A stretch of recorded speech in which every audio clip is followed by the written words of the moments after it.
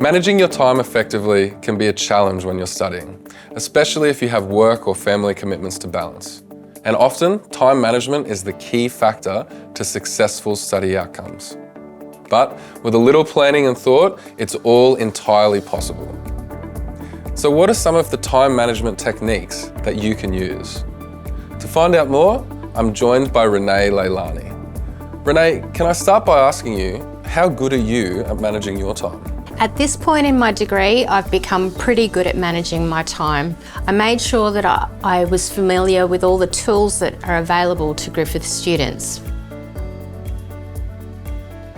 What are some of the things that you do specifically to help manage your time?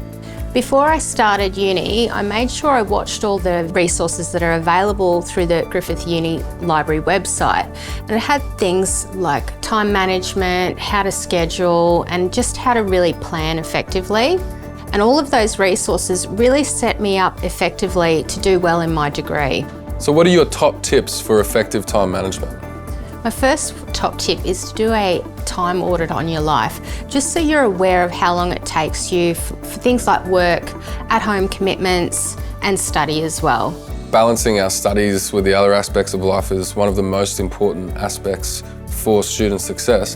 Has there ever been a time where you have had to prioritise your studies over your other commitments? Absolutely, and that's been something that has fluctuated throughout my degree. And it's really important to maintain flexibility to do that. So sometimes I might need to scale back my study, and then other times throughout my degree I've had to scale back, my personal life commitments. Just depends. Is this where flexible study options will help? Absolutely. And I've found that with the flexibility of the 3 trimesters, I'm able to do full-time study in trimester 1 and 2, and then drop down to a part-time course load in trimester 3, just so I can manage things a little bit more effectively. So you've audited your time commitments. What's next?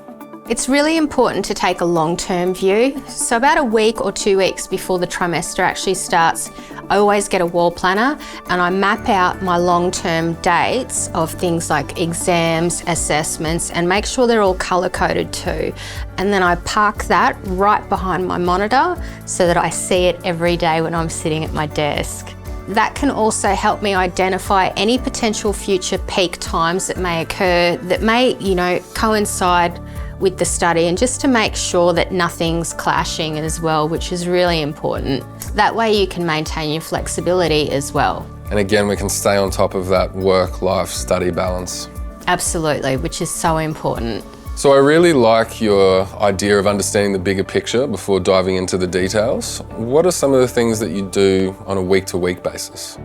For me, it's been really important to also have a desk planner as well, and that's a weekly one, so it's one of those page per day diaries.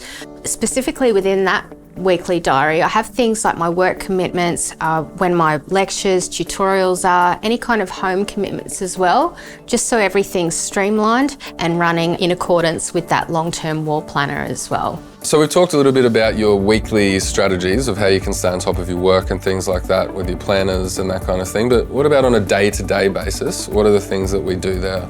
I have a daily task sheet, and essentially what that does is helps me chip away at those more longer term things. So all that stuff that's up on the wall planner and then the weekly planner, the daily task sheet are the actionable steps to achieve those bigger goals.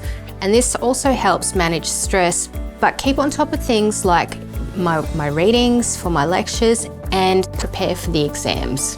And is all that information available for students to make those planners out before the start of each trimester? It certainly is. So on the library website, there's a heap of resources in video form. They're only short, but they're really super helpful. That triple-pronged approach of daily, weekly and trimester action list is something that really helps you stay on top of your time. That has been an absolute game changer for me. I honestly think that that's been the biggest thing that has made my learning experience achievable. Understanding the time commitments of university is one of the most important parts of making a successful transition in. Now, generally, the rule of thumb is that students who are completing a subject over the course of a trimester will normally put in between 10 and 12 hours in total per week over the course of that particular subject. Is that something that you would agree with, or have there been times when you've done more work or less work? Absolutely, I do agree with that, and there has been times where I have done more, and then there has been other times where I have done less.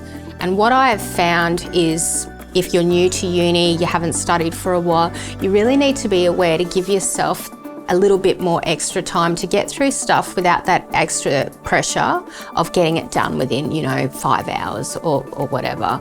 There has also been other times where, you might have a more of a practical hands-on subject where you're actually doing a little bit less than the 10 hours a week preparation for that.